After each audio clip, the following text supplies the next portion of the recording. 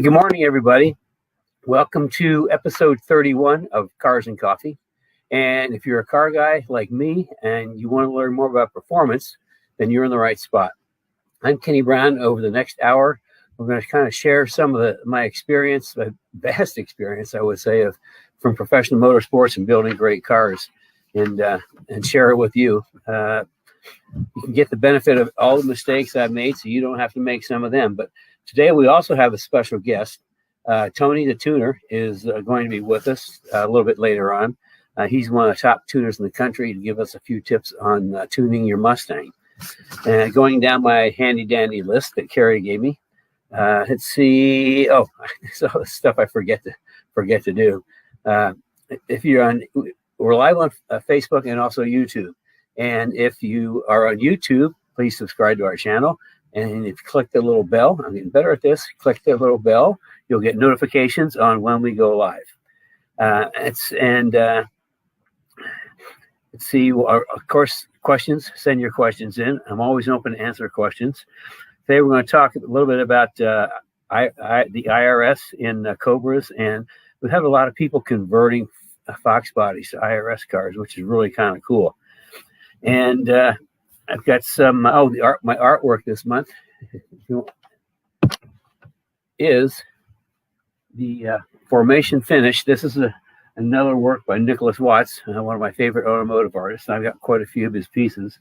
And this is the 1966 Le Mans and the three Ford GT40s finishing Formation Finish. That's why it's called. I think the lead car was driven by Chris Samus and Bruce McLaren. Back then, they only had two drivers. Today, some of these teams have like four. So, I don't know. I guess that's back when men were men. Actually, that's back when racing was dangerous and sex was safe. So, but the times have changed, and we have changed right along with them. I've got a couple of little things. Oh, I don't need to tell you about David's motor. I mean, you've heard me talk about David, the customer I'm helping build a NASA AIX car remotely. Haven't had enough coffee yet. He's building a NASA AIX car. He's on the West Coast, and I'm here in Indianapolis. And the way it started, I think it's a 13 S197, and he really didn't want to go turbocharged or supercharged. He wanted a good naturally aspirated engine. So after a bunch of considerations, I decided rather than, hold on, this is Cars and Coffee, and I haven't quite had enough coffee this morning. So this is your cue to take a sip of coffee. He didn't want supercharged or turbocharged. So, I kind of noodled on it. And what I decided to do is use a 351 Windsor, all aluminum. So it was light, and originally wanted to stroke it at the 427, but our engine guy was talking to me, and he said for road race applications, he thought the 427 stroke was a little bit too much. It would rev better with a little shorter stroke, so we ended up at 408 cubic inches. And being all aluminum, it's light, it's dry sump, it's a really cool motor. And just to give you an idea why I went with the Windsor, the Ford Performance 5.2 XL, which is the motor everybody wants to use, is like 580 horsepower at 7,800 RPMs, 445 pounds of torque at 4,500 RPMs. Now, are you ready for this? David's engine made 652 horsepower at 6,900 RPMs. At 7,000 RPMs, he's still making 650. 553 pounds of torque at 5,500 RPMs. That means that at 4,500 RPMs, where the Coyote makes its best torque at 440, at 4,500, he's 515 pounds of torque. So 70 pounds of torque up, and overall, he's over 100 pounds of torque up over the Coyote. And, I have an old saying, it's not my saying, it's just been around for a long time. Horsepower sells engines, torque wins races. So, we've got a real torque monster going into David's car. Pretty happy with the results. I've just been dying for weeks to find out what it says on dyno, and I finally got the results this week. So, moving right along,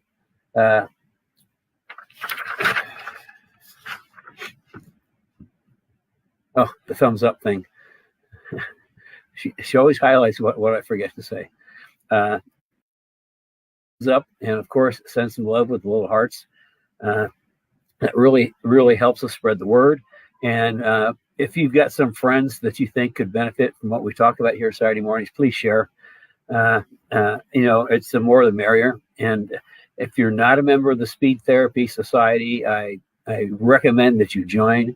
I think we're over 500 members now, and it's all like-minded car people.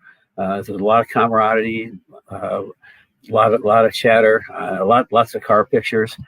And that's where the questions I talk about on Saturday all come out of the Speed Therapy Society.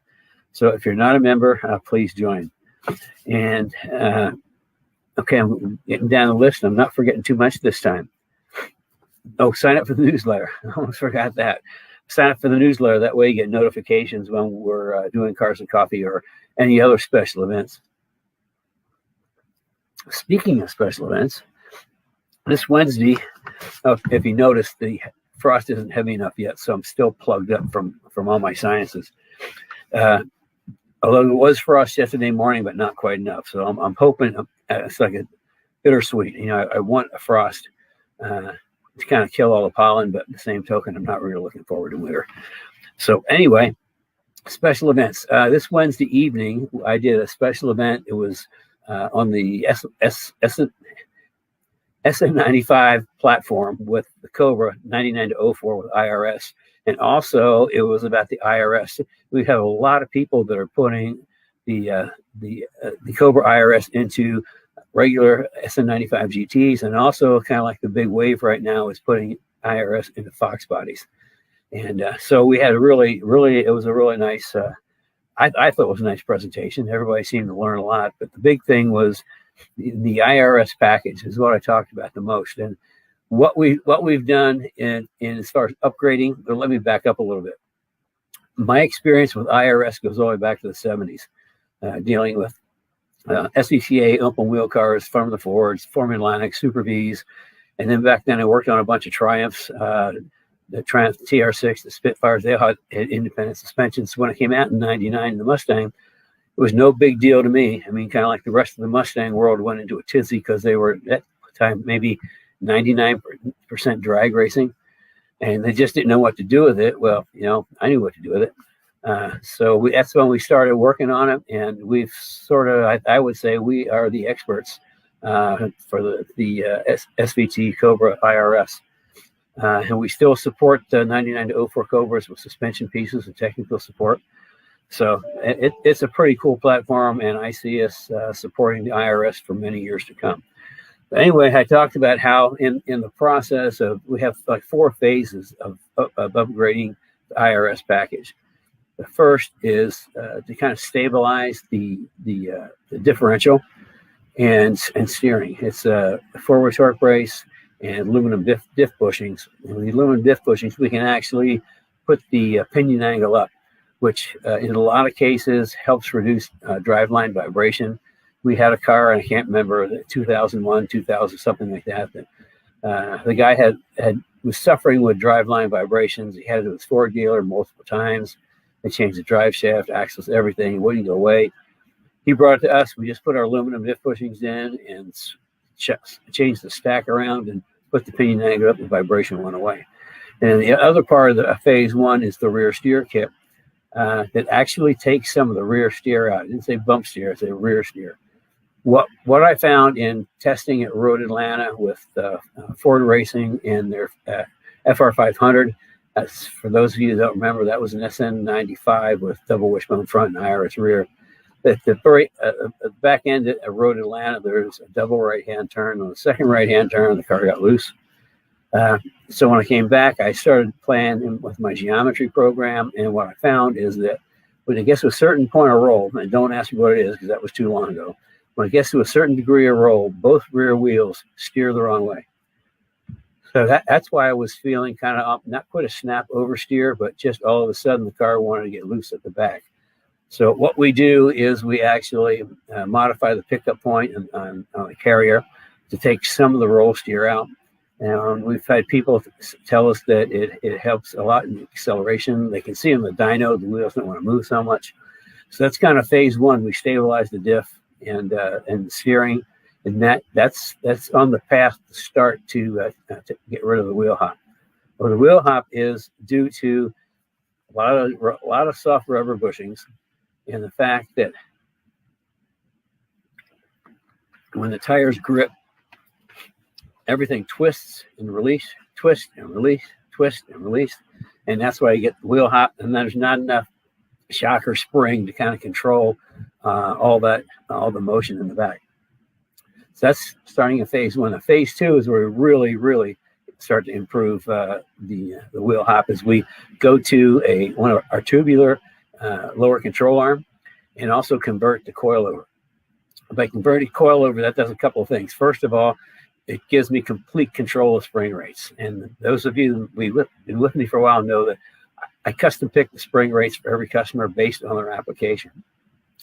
And then with the shock, we have a much better shock. In fact, the shocks are custom built for me by Strange. A long time ago, we used to have Conies, but it was a special build, and it took like sometimes 2 months, and that was too long. So got together with Strange, and I took my shock dynos up and said, "This is what I want." I said, "Fine, we can do that."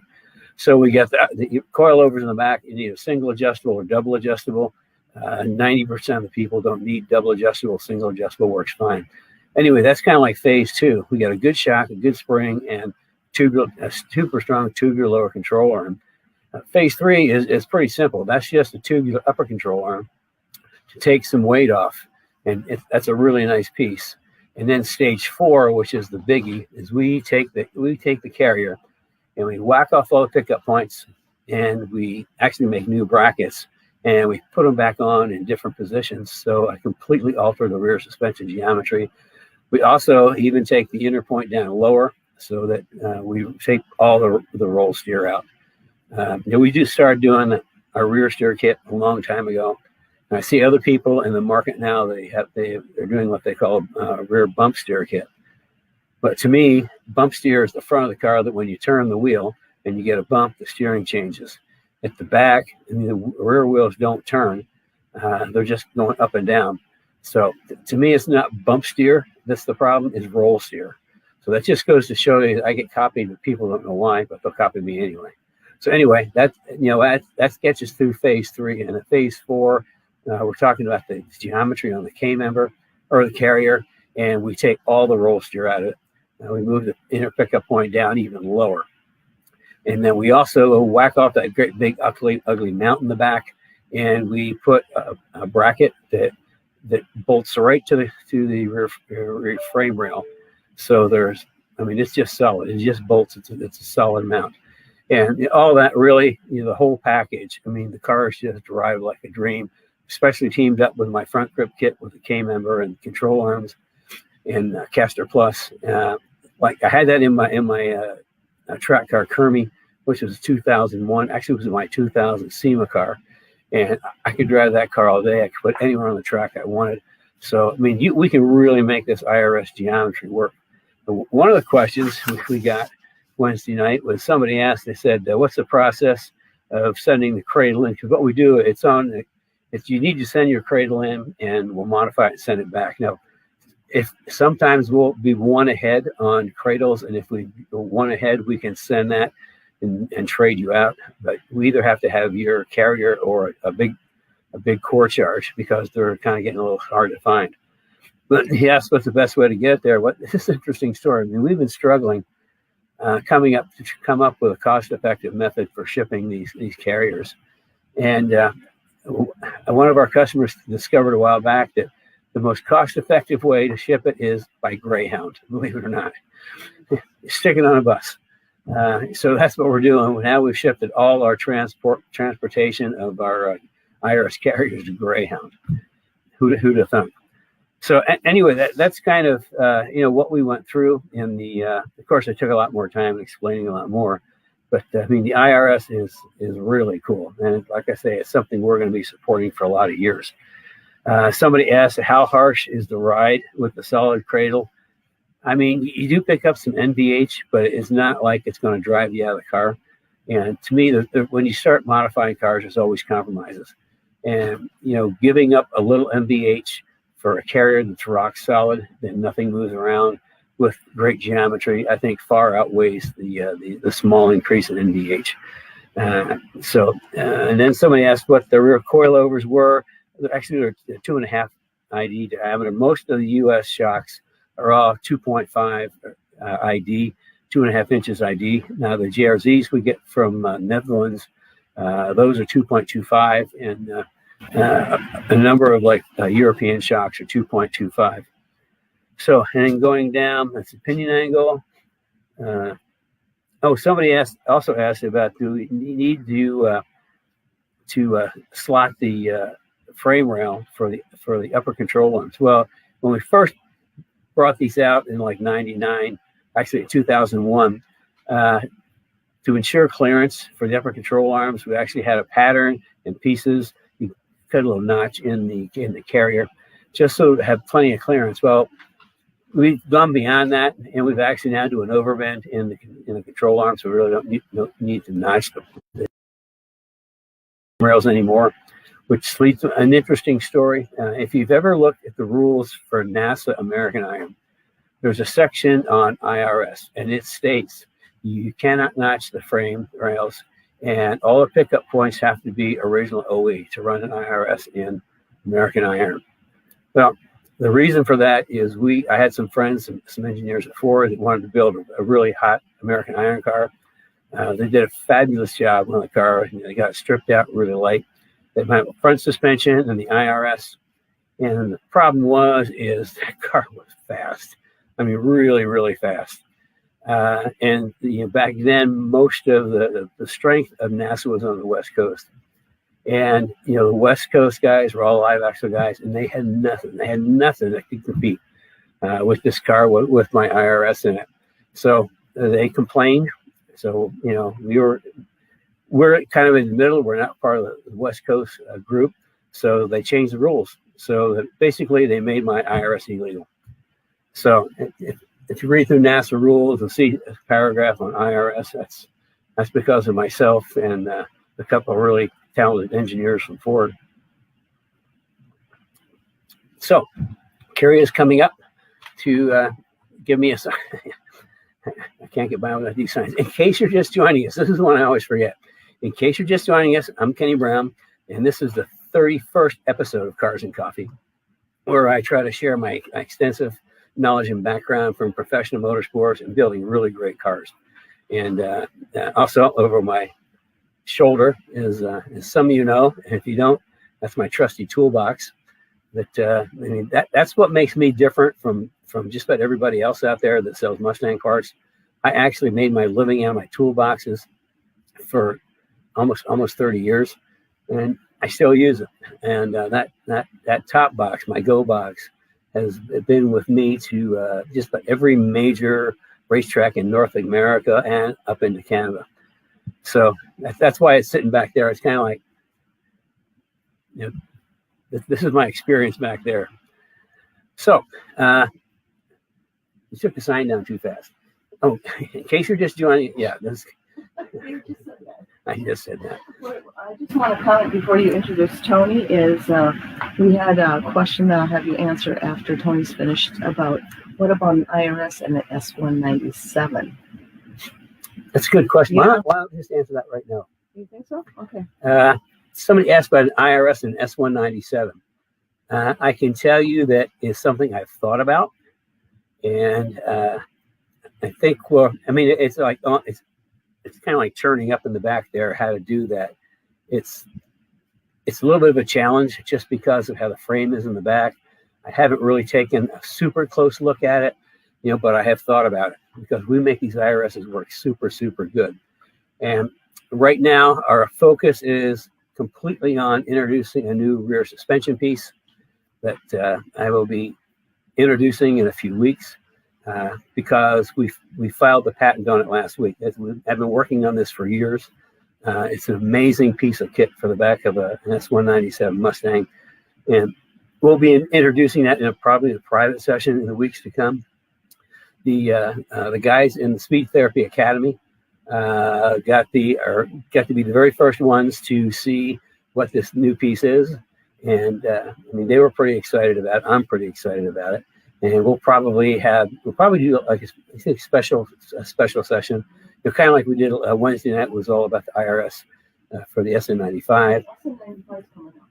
And then also Carrie said that we'll be doing like one evening just on the S197, kind of workshop just on the S197 platform. But we got a new rear suspension piece that's now patented, or at least patent pending, and we'll be introducing that in a couple of weeks. It's going to blow your mind.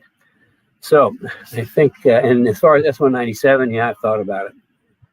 I just haven't had a chance to take a really good look.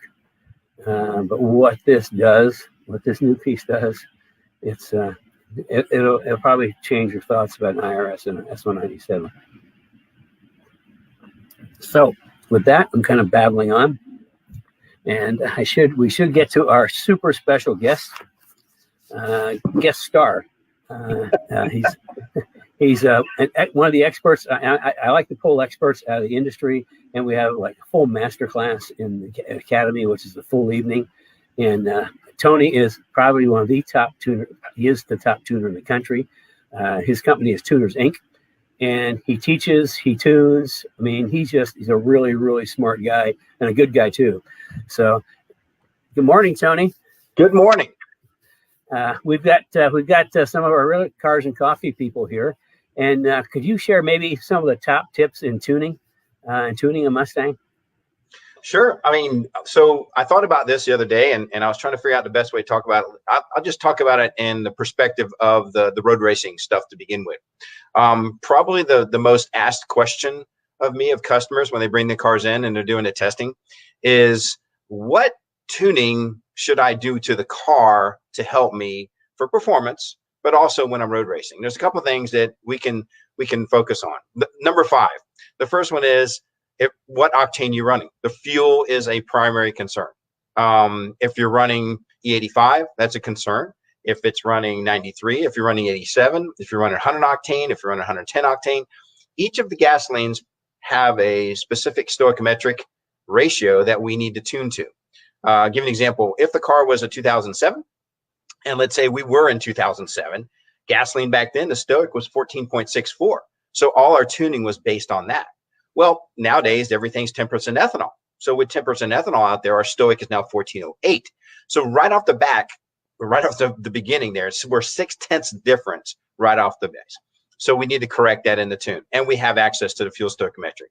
If you're running VP Empty Squat or you're running MS 109, each of those fuels have a specific stoichiometric, and that needs to be set in the tune. So that's the first thing when it comes into tuning is what fuel are you actually going to be running?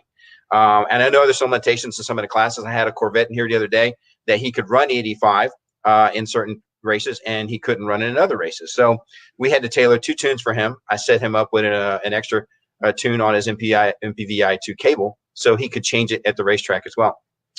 So the next one is number 4. They asked me, okay, so what kind of performance gains am I going to get in my road racing? Well, in the drag racing world, we're trying to get it there as fast as we can. In the road racing world, we're trying to get there effectively. Okay, we want to be able to come out of the turns, we want to get on the straightaway, we want to be able to hit that and not have problems. So a couple of things we do a little different, and even Ford did this with the Boss 302s, was actually putting in a little bit of idle hang. So there's nothing like pushing in the clutch and it drops so far when you come off the clutch again, it actually unloads a chassis because you're against it. So we actually put a little idle hang in our road race cars. So as you depress the pedal, it stays up. So it allows you to pull it into gear without coming into there and downshifting and causing unloading of the chassis. I think Kenny mentioned that here a while back as well. So that's the next thing we do on the road racing part. Number 3.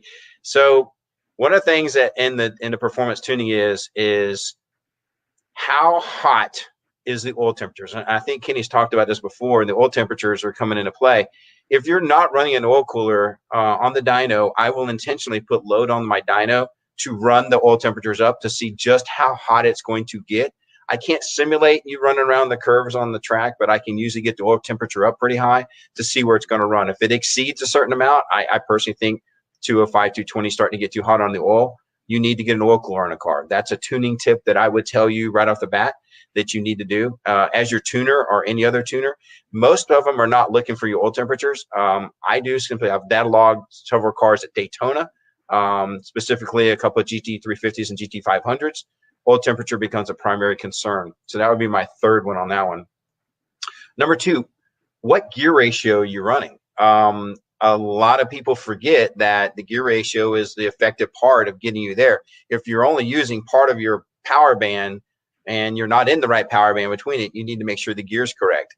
I need to know what gear you're going to run, set up the gear ratio in the rear of the car, effective making your speedometer correct, so you know what's going on. And again, that actually works with the idle hang as well.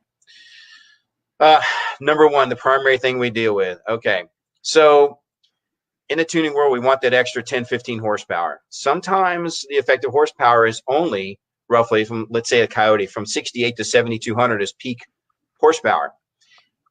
We can pick that up. Now, under the curve, if you're not paying attention to it, you could actually lose some of that horsepower and torque.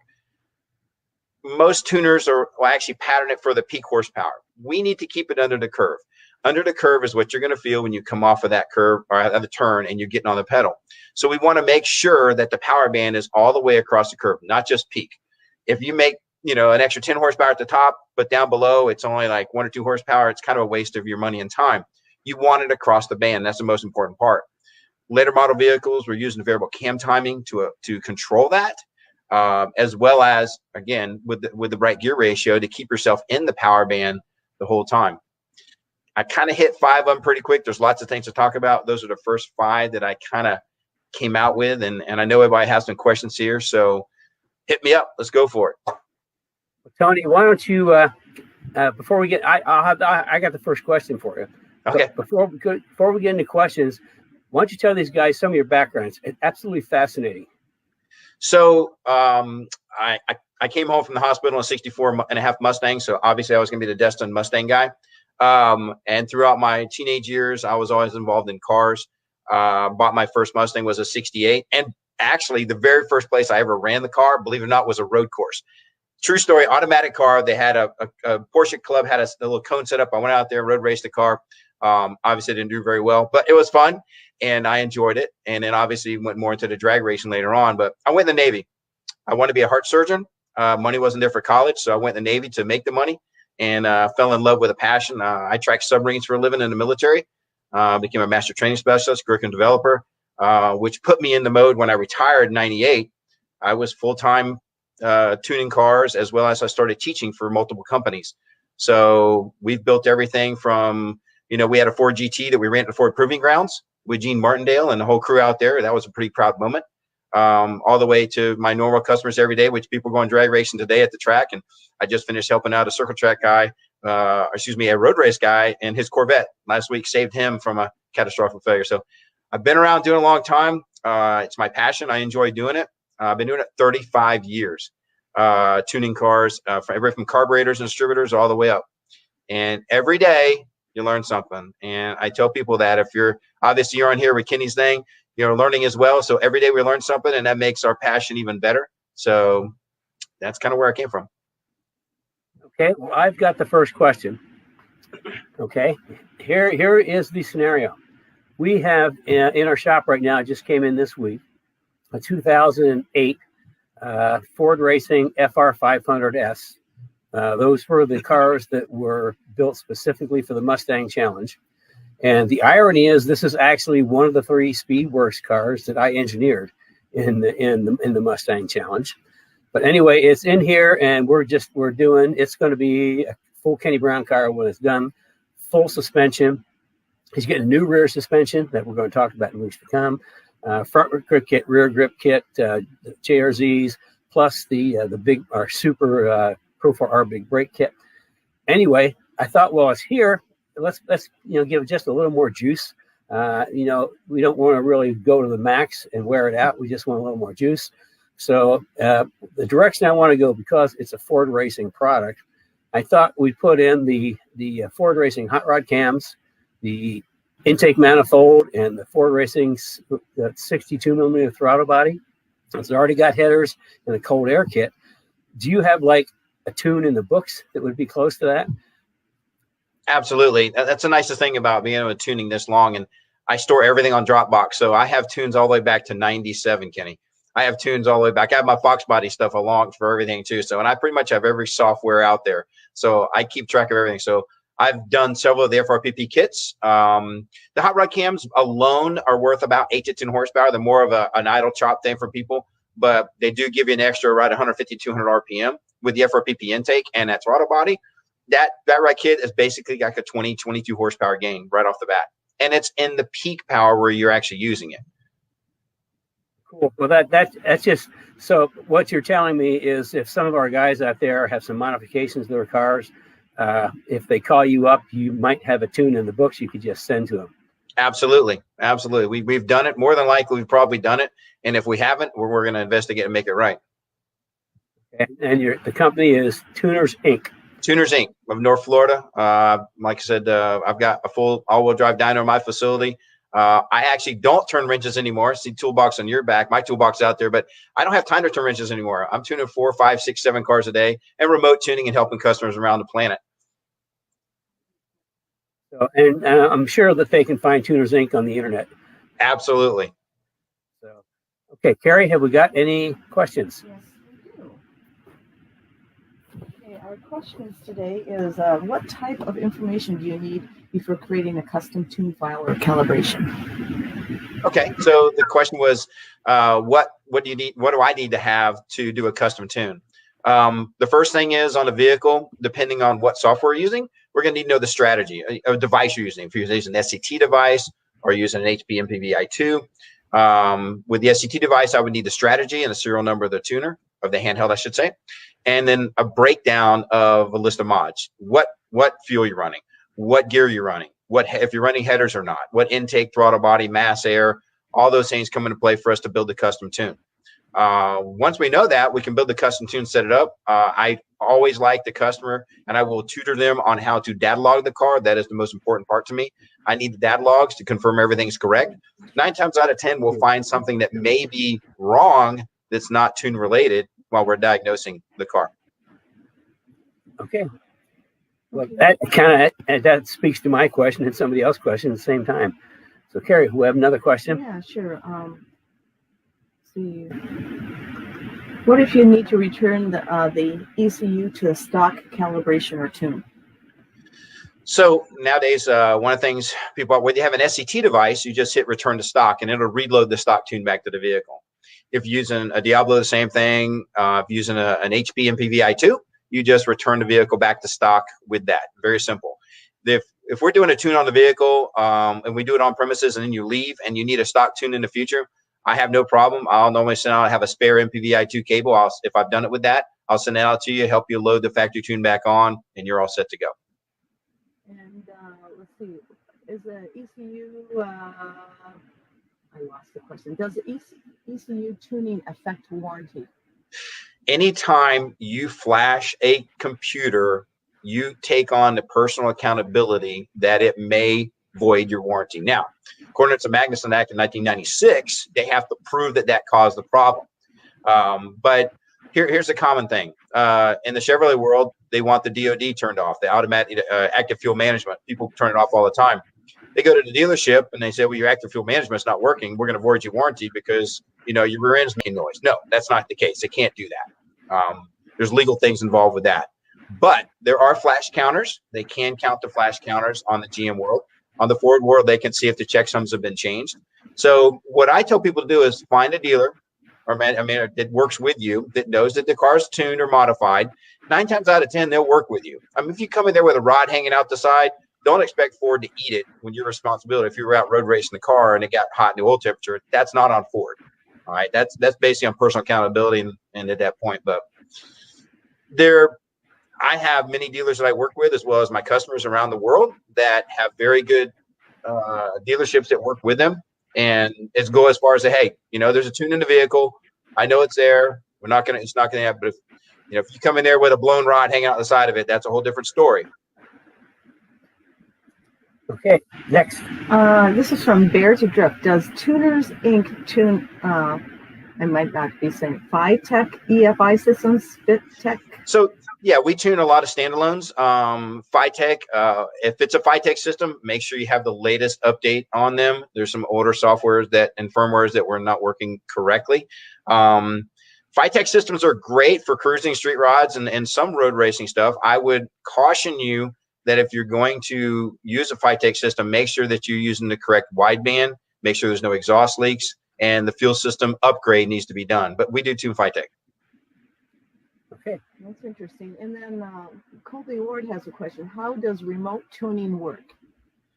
Okay, so it's pretty simple. The magic thing that we need to have is something called Team Viewer, which is downloadable free. I pay for it because I use a professional version of it.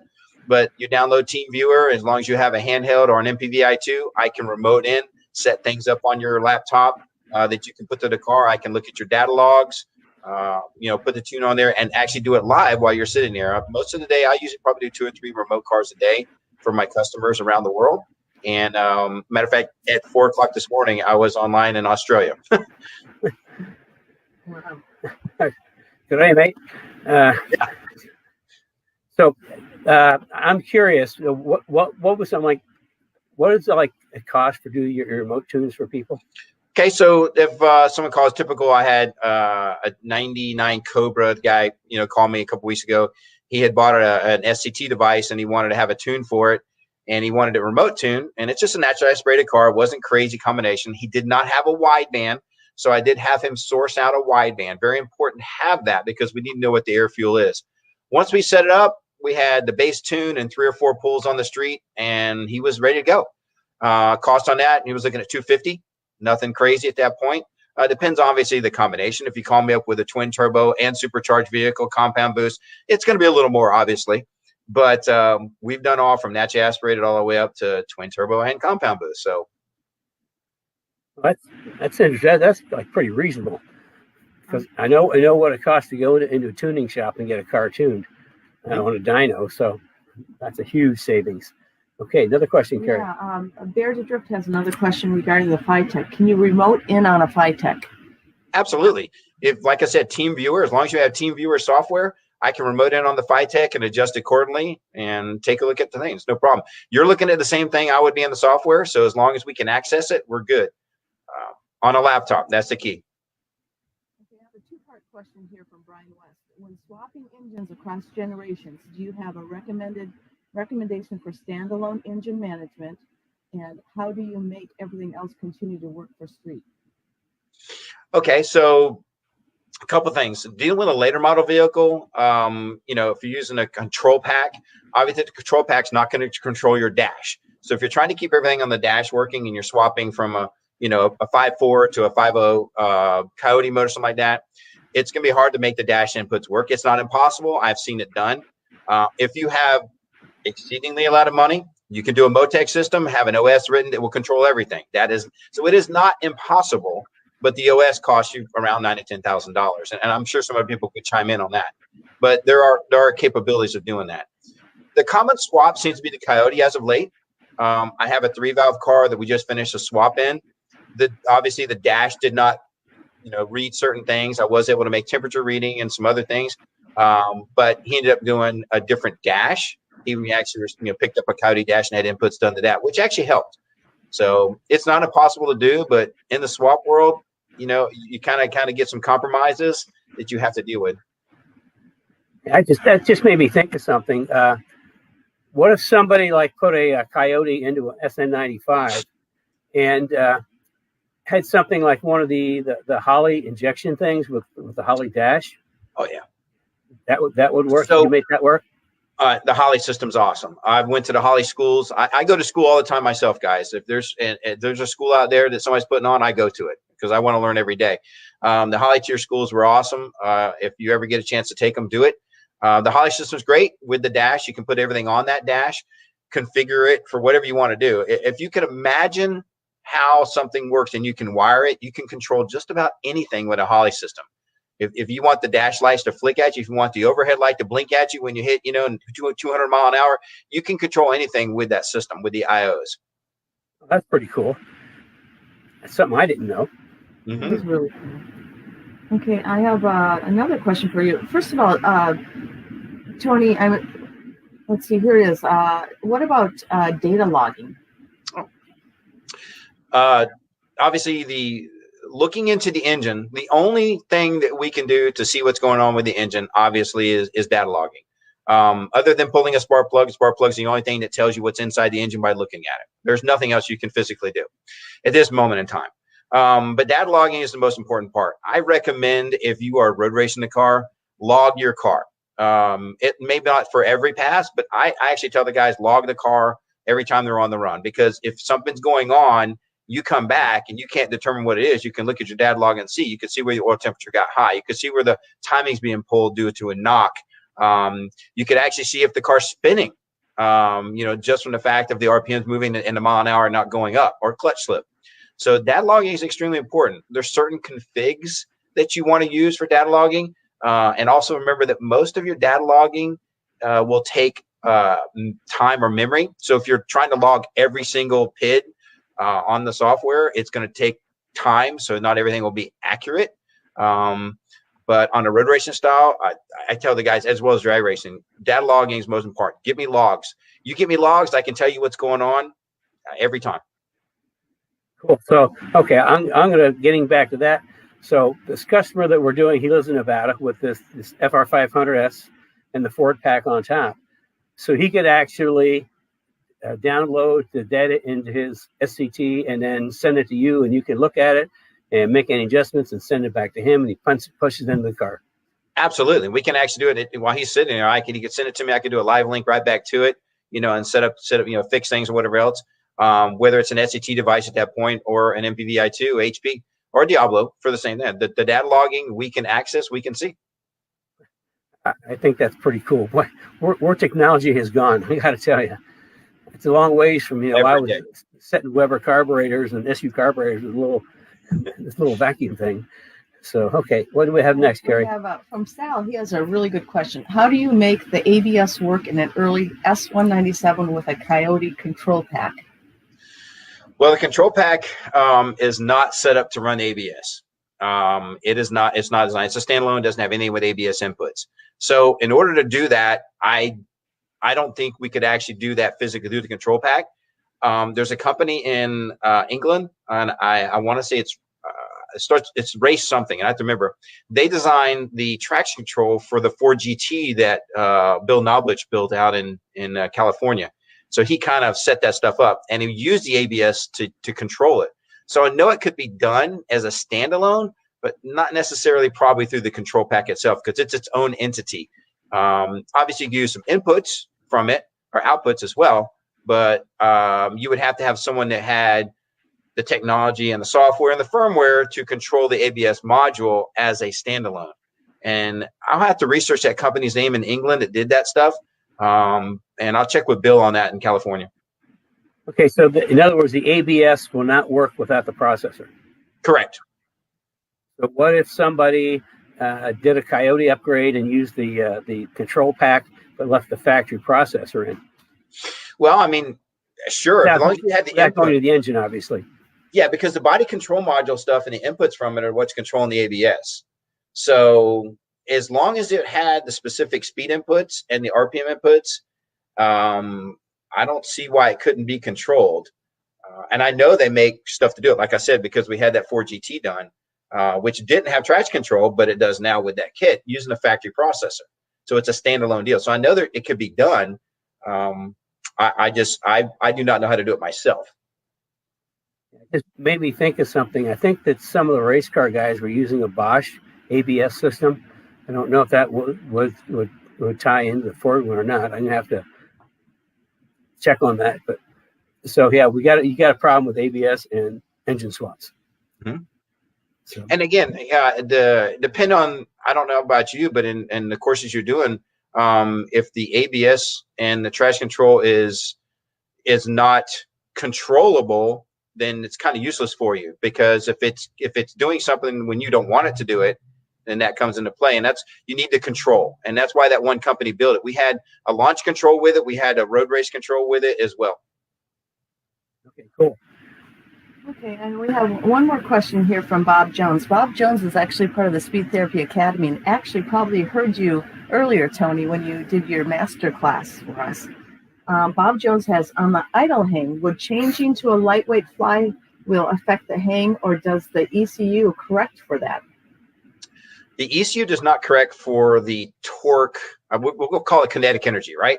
So we have a flywheel that has, let's say we have a 60-pound or 50-pound flywheel, and when you let off the throttle, it's going to, obviously keep up some, whereas a lightweight flywheel really has no stored energy, which is why you can't start off from the stoplight without revving the engine up higher, because you have no stored energy to move the vehicle. So at the higher RPMs, like with the Boss 302, on the idle hang part, it's more controlled, not really from the throttle from the flywheel, but more of a throttle RPM versus control at that point. So with a flywheel, I guess I can answer the question. If you change a flywheel, I'm using a Boss 302 as an example, going to a lightweight flywheel, which I don't think I do because you wouldn't be able to drive it out of the hole. But if you did, I don't think the idle hang would really be affected, simply because you're using the RPM versus throttle body angle to control that idle hang. Okay, cool. That reminds me of something else. Sure, everybody would like to know about. I know that when, like on the Coyotes, if you go to like a lightweight aluminum flywheel, there's something in the engine that has to be, you have to like rev it up or do something like that. Go ahead. Okay, so anytime, and this is because Ford built this way, the Coyote mode, and most of your late model Fords are this way as well. The crank sensor ring, the actual crank sensor ring is on the back of the crankshaft, and it sandwiches between the flywheel or flex plate, between the two. If you disturb the flex plate or you disturb the flywheel, doing a training swap or converter swap or whatever else, if you disturb that, you have to go back and do a crank relearn. And here's why. That actually ring could move plus or minus 8 degrees. So you can imagine the catastrophic failure if they're off on the 8-degree positive side. Okay, so it could be really, really bad. So whenever you are done, you should always get it up to temperature before you run around and drive the car. Get it up to temperature, do a crank relearn, which you can do through an MPVI2. You can do it through your SCT device. You can do it through the Diablo device or an N-Gauge. So you have to do a crank relearn whenever you disturb that. And that syncs up the cam timing and the crank timing for adequate spark timing as well. Oh, that. I think everybody needs to know that, because we get people all the time that put a lightweight crankshaft or lightweight flywheel in, and they'll pick up like a weird miss. Yeah, and you'll get code 315 and random misfire 300. In 2011, so you know, the reason I found this out, we actually did several of our first 2011 Mustangs, and we were racing them, and one of the clutches went out. It went to the dealer. They put a new clutch in it. The guy picked it up. The next day calls me and said, "Hey, I blew my car up." And I'm like, "What?" He goes, "Yeah, I'm taking it back to Ford. The motor blew up." He says, "I wasn't even driving it hard." So he didn't even have a tune in the car. So one thing that you know, he called the Ford dealer and says, "Oh, we'll bring it in. We'll check it out." So he brings it in there, and they're like, "We don't know what happened. There's no tune in the car, and we're not sure." Well, during that period of time, Ford started realizing something was going on. So they realized that the repair shop was not doing the crank relearn, and it was costing Ford a lot of money. So now if you go to Ford and you have something done, and at the end, the very last thing on that sheet is crankshaft relearn successful or not. And they will not release the car unless the crankshaft relearn is successful. So, and most of your mom and pop shops and other shops don't know this. So it took a little learning curve. And I did a Tech Tuesday on this. Matter of fact, just last week from the tuning school. That's the school that I teach for out of Odessa. And we have a bunch of information on there. One of them was I just did the crank relearn so people would understand how it worked and was able to function and do it. So if you have a late model Coyote and you've never had a crank relearn and you did some work to the transmission, it's a simple process. Get it done. Make sure it's safe. I can attest to that. If you don't, like on Ruby, we had a problem with that. It was like all of a sudden it would have the code would be random misfire, and it would kind of like stutter, and then after a couple of turns, boom, it was back to normal again. So yep. Yeah, I can attest how important that is. So I think we don't have any more questions. I think, Carrie, you said you have something. Well, just real quick, Bear to Drift, Tony, I want to let you know, said he was one on the FiTech questions. He said, thank you. He'll be reaching out. And that just reminds me, if any of you do reach out to Tony, let him know that you came from Kenny's Cars and Coffee. I think that'd be good information for him. Or Yeah, definitely let me know. Keep in touch, and I'm looking forward to see how these go. Okay, well, I think this has been really cool. Oh, real quick, does Tony have a YouTube channel? I don't have a YouTube channel. I'm on a bunch of other people's YouTube channels. Andrew from Mustang Lifestyle and several other companies have done stuff with me over the years, and so they follow me on there. But I personally do not have one, and really, I'm on my dyno from usually 9 in the morning until 6 in the evening every day, tuning cars as well as remoting. So I haven't really ventured into that yet, although people have been asking me. So. Well, we have two more questions that just popped up. First of all, Ernie, I apologize. I know your question was asked earlier. I'll ask it now. Can you turn the red key in the Boss 302? Oh, yeah. So with the software we have now, and I mentioned this before in the masterclass, we can actually do the tune and modify the tune. So you still have both key functions. It's not a big deal. We actually have in the software the way to determine both sides of it using MPVI too. Okay, something interesting about the red key. When it first came out, we put a car on the dyno with and without the red key, and the difference in power was negligible. What we did notice, though, is it seems like the throttle responded a little bit quicker, but as far as power, it just was like a little teeny bit. Yeah, pedal mapping, and then the sound, obviously with the what we call the ghost cam, they would basically all you're doing is creating more overlap at idle at that map point, and we can talk about map points later on in one of the classes. But the Boss calibration, when it first came out, people were talking all this horsepower difference. I put on a dyno, is right. There was no difference in horsepower per se, although the throttle is better, the pedal map is better. And if you don't have a Boss car and you want a pedal map that's better and you don't want to do a stock tune, contact JMS for one of their pedal maxes. It works great. Yeah, we use them on all our cars. Mm-hmm. Anybody that doesn't know what pedal max is, I call it a turbocharger for your right foot, because it just makes the response of your accelerator to the processor to the throttle instantaneous. And it comes with a little knob. You can go from 0 to 100%. And I typically doesn't void the warranty. Yeah, I drive around like 60, 70% most of the time. Although when it rains or snow, I go all the way back to 0. Because I found if it's up, like if it's 100% in the parking lot and you're trying to go around, the car just leaps. As soon as you hit the gas, the car just leaps. It's so reactive. Mm-hmm. So no, we put pedal max in everything. If anybody is more interested in that, just give us a call and we'll talk to you more about it. Carrie, so we got a couple more questions came in. Ernie has a question on the red key. He asked first, but there's a follow-up. He says there are 800 changes with the red key. Is it a road? Are there any road racing differences? So there's idle hang, the exhaust burble, as you want to call it, which is diesel fuel cutoff is modified. And I would say you're probably right about 800. I haven't looked through all the changes. I have a difference. I can see the differences in the software. The nice thing about it tells me red key, and stock key. So I can tell what things are modified in the tune with that. So there is some idle hang stuff there. There is, and it was, again, road racing. The burble, the ghost cam, which are all controlled. And there are a lot of little small changes. But as for spark and aggressive power, there's not really any more aggressive power from going to the red key on a dyno, put it that way. Okay, and this is the last. Nope, go ahead. Okay, this is the last question. Bob Jones asked again, crank relearn for earlier cars too, like the 01? No, there's no need for a crank relearn because your crankshaft, the sensor is actually behind the timing chain and gear set, and it's not controlled the same way. So no, that isn't a concern there, especially, and that's a non-variable cam vehicle, which is one of the reasons why. Variable cam meaning that it's not moving it. There's no phaser moving it. Whereas your 04 up has a phaser, it does move it, and even though that one's on the front of it, doesn't really necessarily need a crank learn. But once you have one that's not mounted solidly, like on your 11 up Coyotes and late model Fords, you have to do the crank relearn if it's been disturbed. Okay, cool. Well, I think that wraps us up on questions. Yeah. I want to sincerely thank Tony for being with us this morning. I hope everybody learned a little something, and now you know how to get a tune without spending a whole lot of money. So, He's a master class. oh, and He did a master class on that. yeah, Terry's talking at the same time. Yeah, he did a master class, which was pretty cool because there's a whole lot more information in the master class for the Speed Therapy Academy. But but if you guys like have me bringing some of my friends, my experts in from the industry, let us know.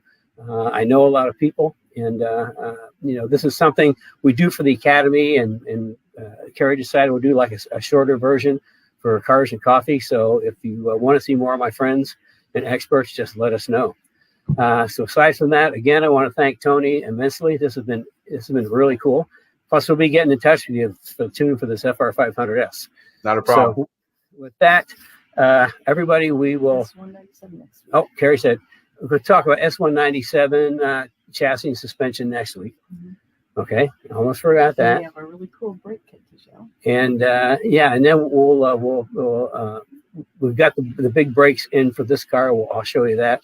Along with the Jersey shocks. This is going to be a way cool car. We've got our own racing brake package that's pretty awesome, and I'll be showing you guys that tomorrow if you haven't seen it in the past. So with that, really appreciate Tony being here. Hey, thanks for having me. Yep. For the rest of you, we will see you next Saturday, 10 a.m. Eastern time.